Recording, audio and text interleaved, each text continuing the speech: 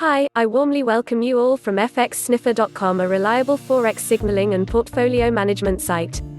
In this video, we are unleashing our daily trading outlook of EURUSD. Firstly, let's putting major fundamental in perspective. The outbreak of coronavirus is deepening. The containment window of this deadly virus is narrowing according to WHO, which further staggering the outlook of the already dismal world economy. Therefore, we are in the view that the dollar, yen and gold could get further advantages from this scenario as a safe haven. Therefore, we are in view of selling everything else. So our view for the above-mentioned pair is as under. The same scenario is in our outlook. Sell below 1.08693 for the target of 1.08150, 1.07962 zone. With stop loss 1.0910, 1.09227. Alternative scenario 1.08850 if triggering could further pave the way towards.